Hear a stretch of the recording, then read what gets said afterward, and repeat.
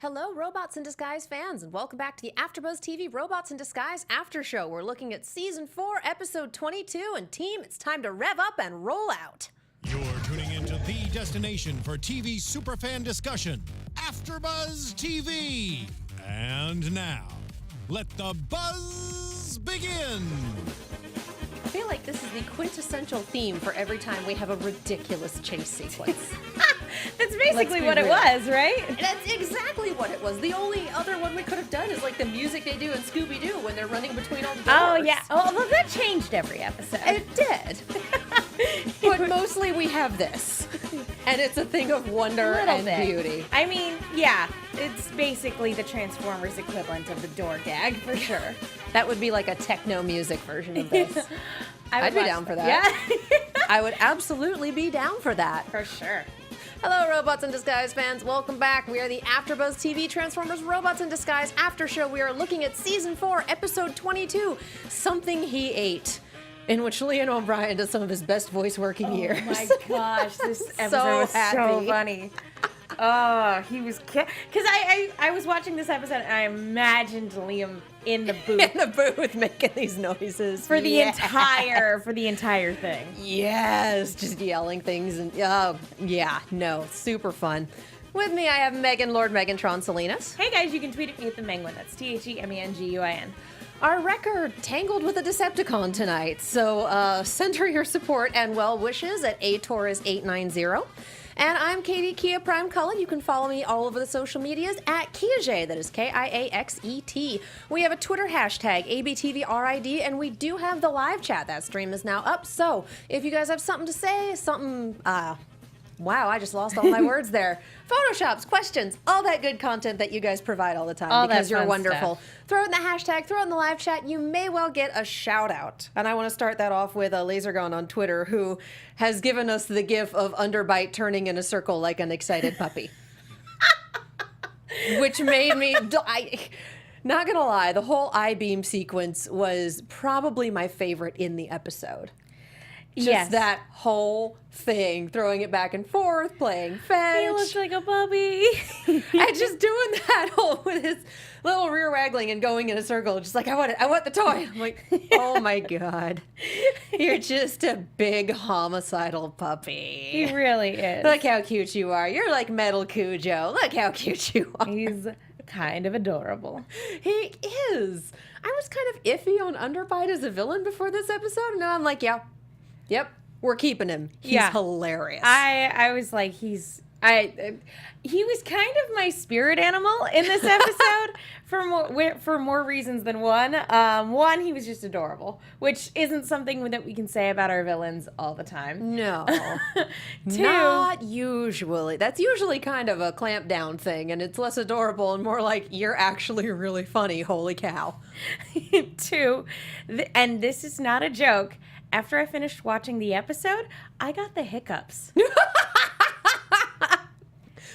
and I think 100% not joking. That's the thing that happened. Well, and I think everyone's had that case of hiccups that just would not quit no matter how much you try. And then you get it to stop for about 5 minutes, and the second you let your guard down, it comes back. Yep. Like, everyone's had that. I think the Guinness Book of World Records record is like 23 years. Really? Oh, Some guy had the hiccups for literal years. Which for has to be just 2 decades. That has to be just the worst thing ever. That is hell. Yeah. Pardon my language, folks. I know this is a kid show, but that sounds like hell. That's awful. That's just good. Man. And if hiccups made you teleport, I feel like that's one of those $1 million butt questions. Like $1 million, but every time you hiccup, you teleport to an unknown location. That you have no control over. Exactly. Which acted as like a nice showcase of, look at all the places we've been. I really appreciated that. It's our greatest hits road trip. I really appreciated that. Like when they went back to the island where Draco, I know that's not his name, but that's what I'm calling him. Yeah, let's be real, it was Draco. Decepticon Draco was hanging out. That guy. I was like, aw, this is fun. And here's the forest where Drift's dark past came to haunt him. Oh, jeez. Because that did come up. And the campground.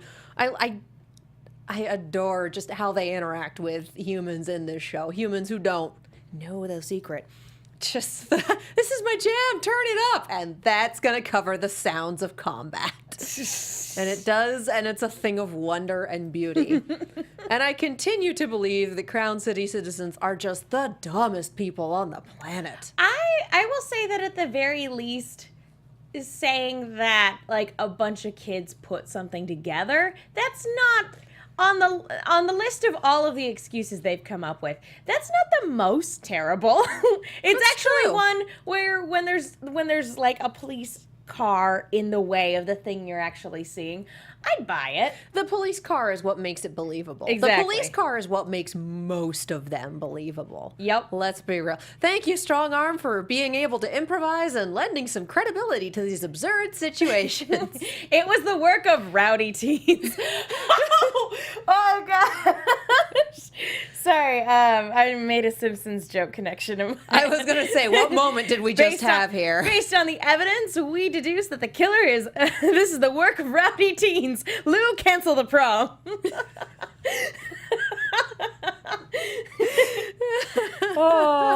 Oh, that's Treehouse of Horrors. There's a Simpsons reference There for everything. really is.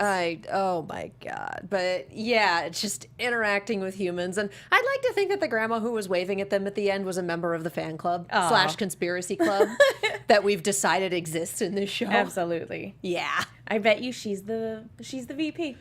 She goes back and goes, I don't have pictures because I still can't get my eye thingy to work, but I saw them. Ugh. And then you have the obnoxious like 20-something in like 3 rows back going, ugh, pictures or it didn't happen. I saw them with my own eyes. What terrible excuse did they give this time? They said it was a hoax. Did you take any pictures? No, but I have Then- witnesses. Sorry, you got nothing, Granny. The show writes itself. It's everyone we've ever talked to online who just wants to disagree with people for the sake of disagreeing with them. Should do instead. I feel like we missed an opportunity with the format of our after show. I feel like we To should have do been small sketches. we should have been framing the after show as the fan club, just their interpretation of the week's events. I think we didn't figure out the fan club till halfway through the first season. Yeah, it was a little late to start with that. It would be very abrupt if we had changed to a scripted format about halfway through season 1. Like, what are they doing? I don't know, but they- I thought her name was Megan. Are they Why doing a is it bit? Bobby? Why are they doing a bit? Literally nothing led up to this. I We're feel like watching a different show. I feel like now that we're approaching the end of the series, we're kind of waxing nostalgic about earlier things. The Aw. show's doing it with our Yeah. nice little location tour, and we're doing it too. Aw, it's hard to say goodbye. That's all. Yeah, it is. Can we? Underbite eating the ground bridge, though. Like, of all the things that you can eat in the scrapyard, we know there are still some of those really weird little squirrel statues that he really likes because we saw one in an earlier episode this season. But no, let's eat the ground I bridge. feel like that was the second worst thing he could have eaten.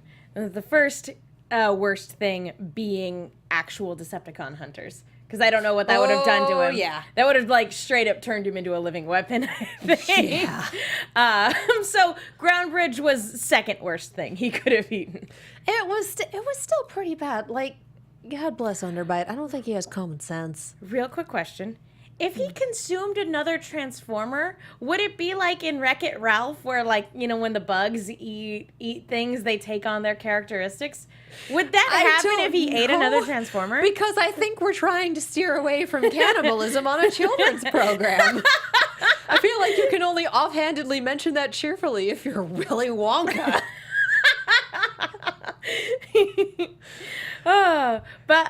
Yeah, or rather, but- if you're Gene Wilder. Yes, specifically Gene Wilder when he I can't talk tonight. I'm sorry, guys. I will say that sorry, what am I looking at? Just you will say. I was trying to be subtle and I failed. No, So- I can't talk and read at the same time. Oh, okay, we'll What- try this again What later. are you trying to tell me?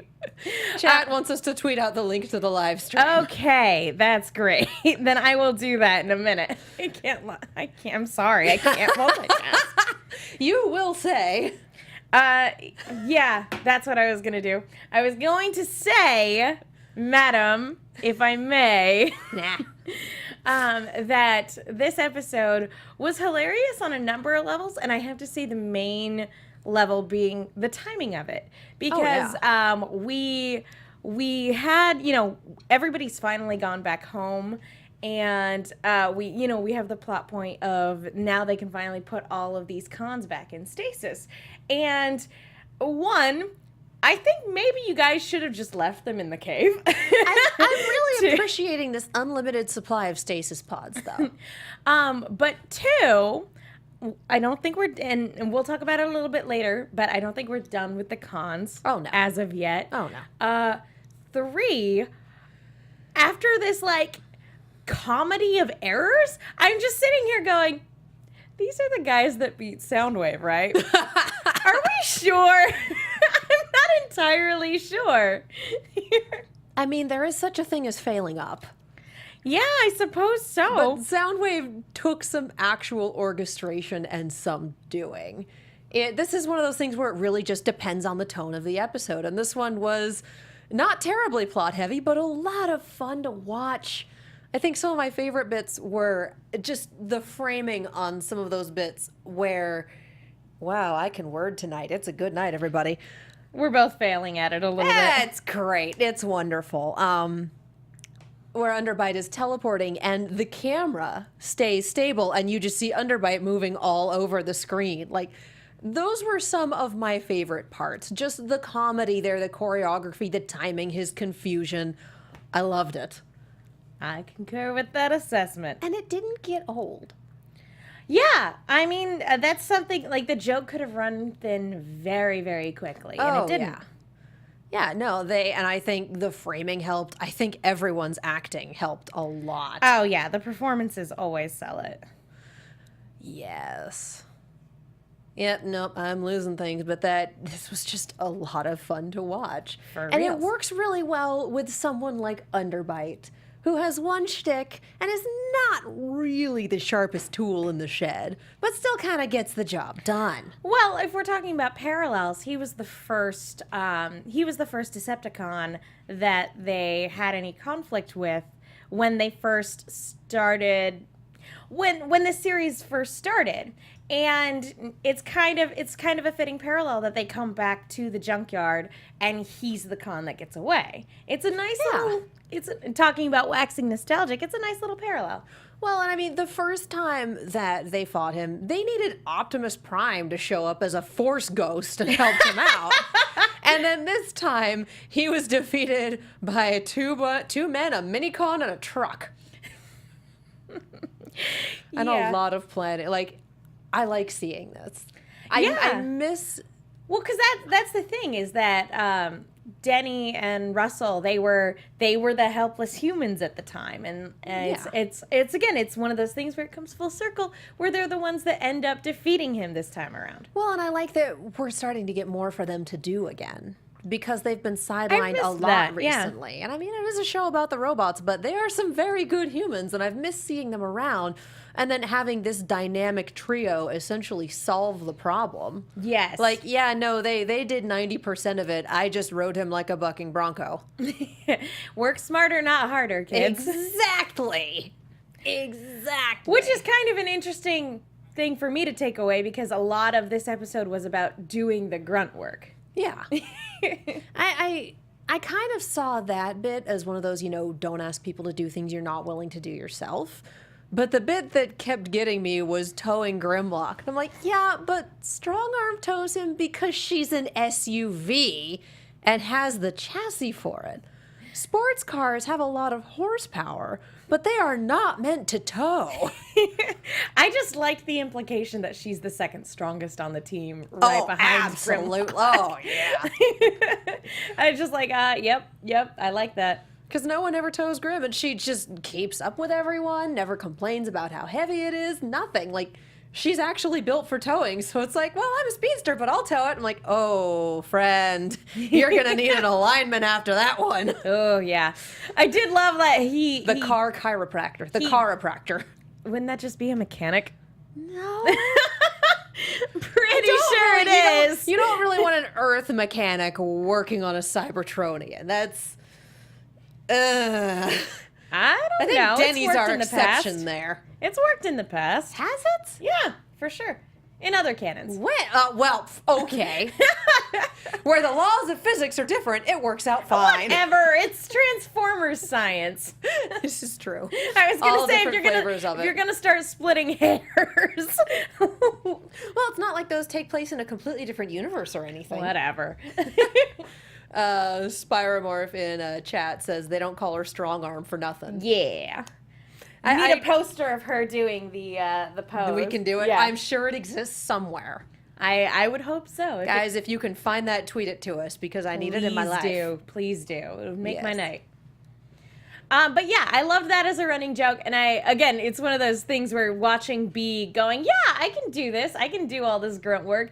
That's what makes me go, how? How did you guys beat Soundwave? I still don't understand it. And I'm also kind of going, you're a commanding officer. You don't need to do all of the grunt work.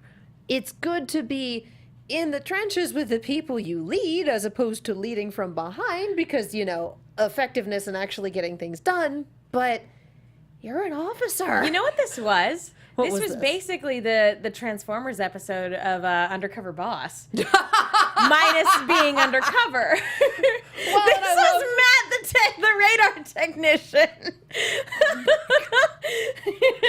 He was a lot more effective than Matt, the radar technician. Okay. Stop yelling at me. I ran into Kylo Ren in the bathroom and he wanted me to give you this card. Oh my god.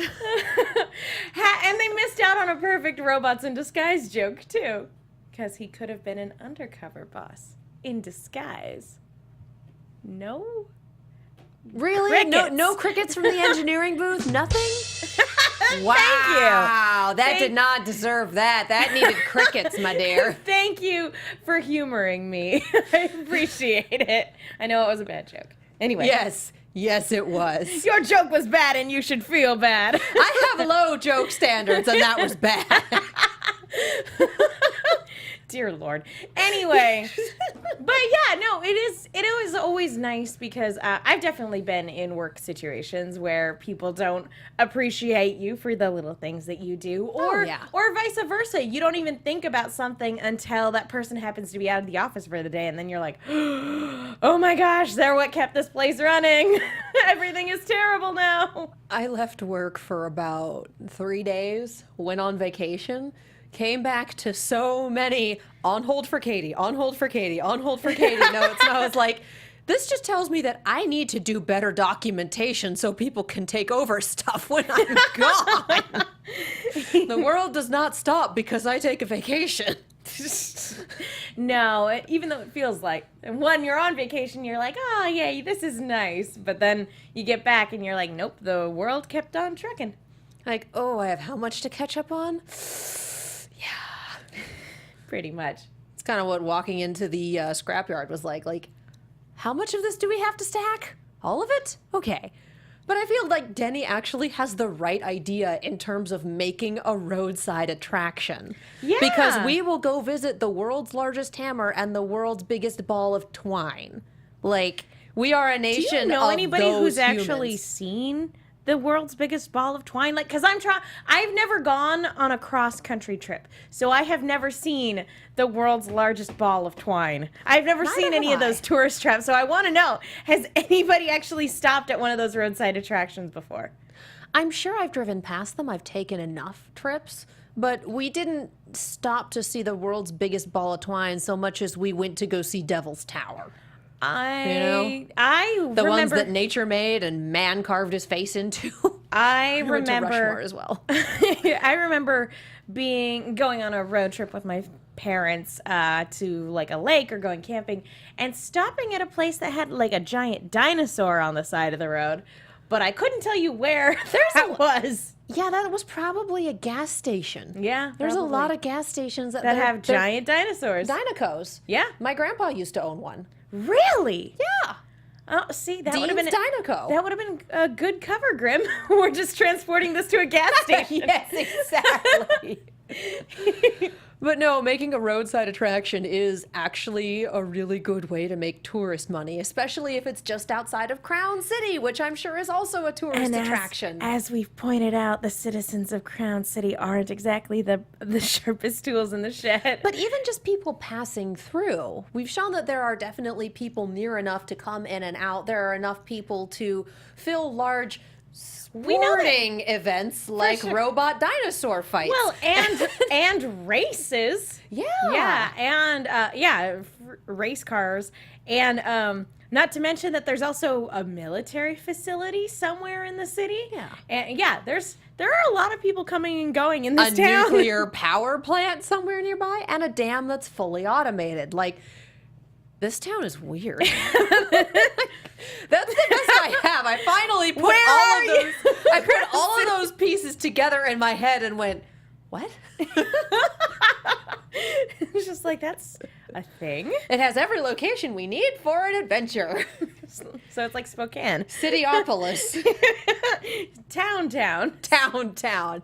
No, it's more like Metro City. There you go. I or like something like that. But yeah, no, it's a thing. But and yeah. a roadside attraction would make a roadside attraction outside of a town that gets that many tourists that often would make so much sense, because then you can also sell little kitschy stuff for Yeah, it. Like, that's actually a really good idea. We also know they have a state-of-the-art natural history museum. Yeah. Yeah. Complete with fake bison and occasionally robot bison. Yeah, exactly. So yeah. Yeah. And occasionally Ghost Optimus Prime in the elevator. Because that's how you do when you're a Ghost Prime. I have weird detail recollection.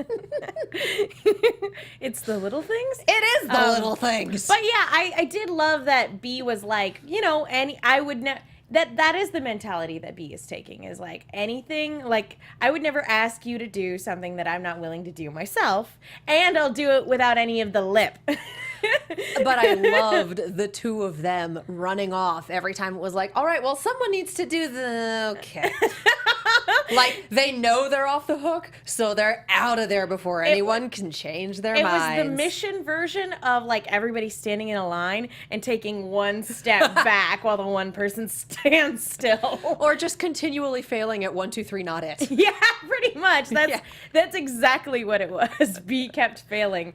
Not to mention that, like, complete side note, I would totally watch a show where Grimlock tries to build things. Oh my god, yes! I would absolutely watch that show. I would love a show of just Grimlock does things. Grimlock makes pretzels. Grimlock builds train tracks. Grimlock DIY vlogs. Oh my god, yes. I would watch those. I would watch those so hard. How many episodes do we have where that's kind of our B plot, or at least a small part of our B plot? Grimlock building things, or doing things, or learning a new skill. Trying to build things. Oh, I want it. When you have a roadside attraction, you can sell kitschy things and Grimlock's giant pretzels. Yep. This is actually a brilliant genius plan. A genius business plan. That's the B word I was looking for. Business. Well, Katie. Oh my god. I love you all. They can get their cash flow situation figured out. Oh my god, our engineer has hashtag got Grimlock. Is that the name of the vlog? That would be fantastic. I really do think he would call the vlogs like Grimlock does stuff. Because Grimlock it's Grimlock. does. It's like the Try Guys, but with giant robots. I feel like it would be something alliteration. Oh, the Trinobots.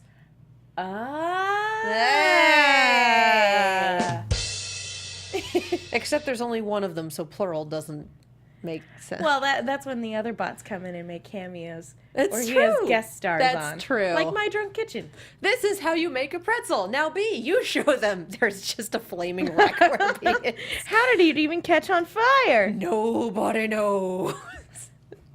As I do my best worst Kari Payton. Yeah, I think that's about all that I have for this one. I love the fact that Underbite got tricked. as the last bit of this. And I love that you could just kind of see him wear down and go, I ate something that didn't agree with me, and today has been miserable. Like I said, I feel you. I feel you, Underbite. I know your pain.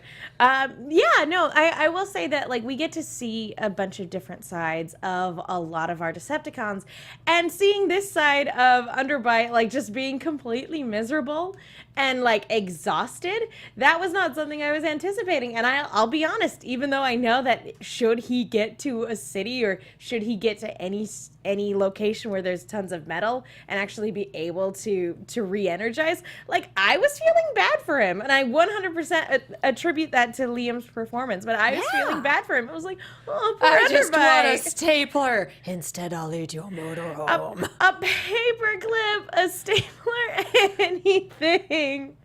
It's like being stuck in traffic, having an hour left to get home, and just being like, I just want dinner. The cars aren't moving. I want dinner. It's the same thing. Like, I know rationally I should not feel bad or empathize with Steeljaw at all, but because it's Troy Baker, I'm like, yeah, I feel bad for you. Why do I feel bad for you? You're evil. And that's exactly how I feel here. I'm like, oh, poor Underbite. Wait. You've heard Troy Baker's advice on getting into voice acting, right? In video No. games? It was take classes, make a reel, and then wait for Nolan North and I to die. Because they do everything. He legitimately said this, and it was an award show, I think. I don't remember, but his Can you words, imagine that was not his mine. Annie Award speech? His words, not mine. Oh, Lord.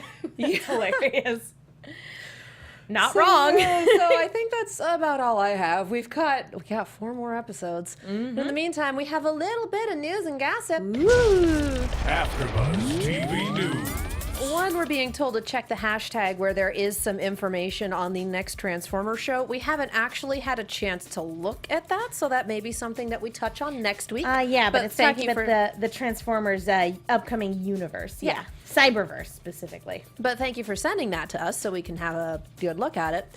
The other thing is McDonald's is doing Transformers toys again. They're back to doing the are you a good witch or a bad witch Happy Meal.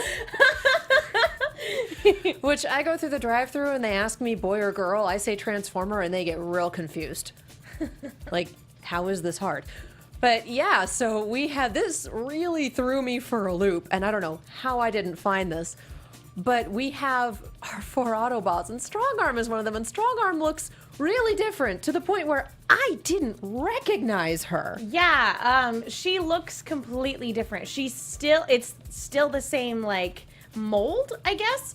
It's still like the structure of the bot is still the same, but the color it's like a palette Super swap, weird. almost. Yeah, it's the same colors, but like, yeah, it's like somebody missed a check mark, and what was supposed to be blue got painted white, and what was white got painted blue. Somebody made a Photoshop mistake.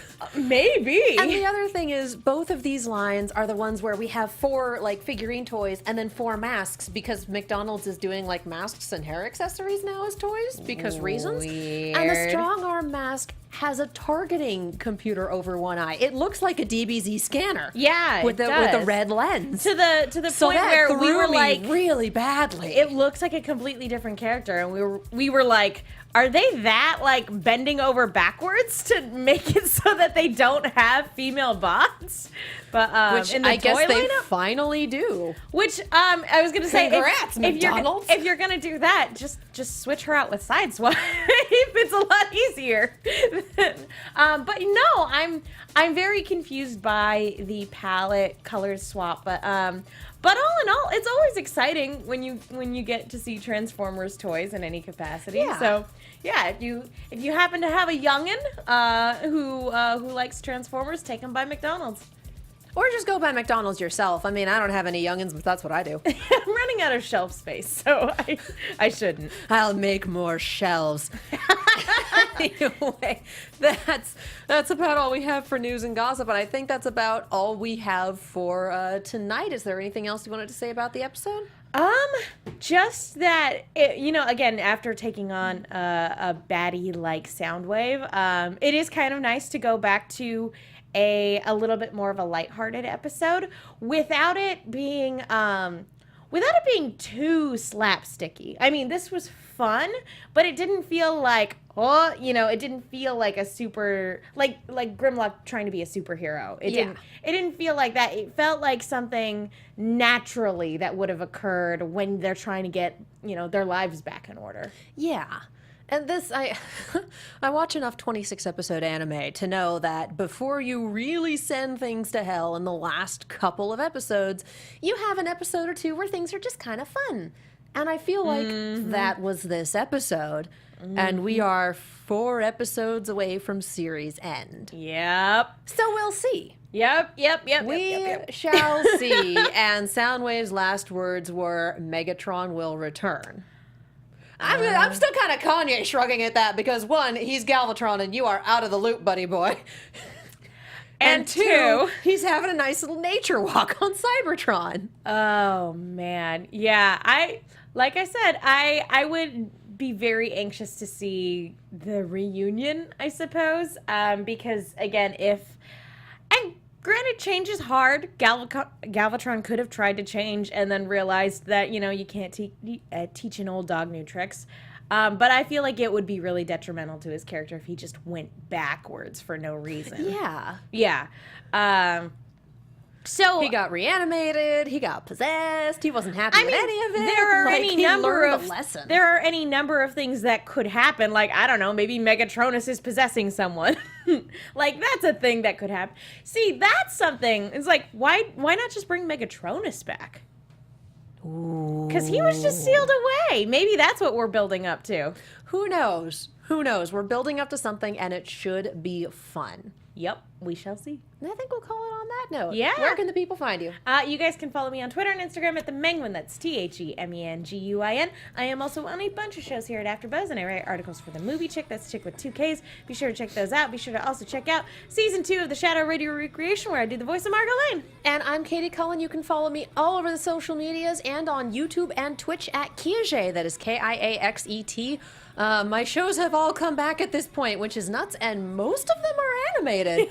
So Voltron's back, and of course we have this. Star Wars Rebels is back. We've got the Rooster Teeth recap tomorrow. We're going to start talking about Ruby. We got all sorts of fun stuff going on, you guys. And of course, we tweet about those like mad, so if you ever have any questions about our after shows, you can always poke us on Twitter, and we like talking with you. Yeah. But thank you guys so much for watching tonight, and we will see you next time.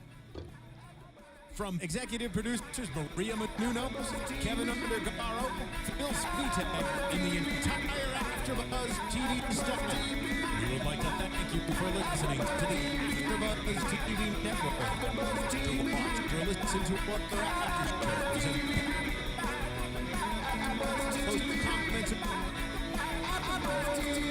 post comments. Be sure to visit AfterBuzzTV.com. I'm Sir Richard Wentworth, and this has been a presentation of AfterBuzz TV. Rev up and roll out. The views expressed herein are those of the hosts only and do not necessarily reflect the views of AfterBuzz TV or its owners or principals.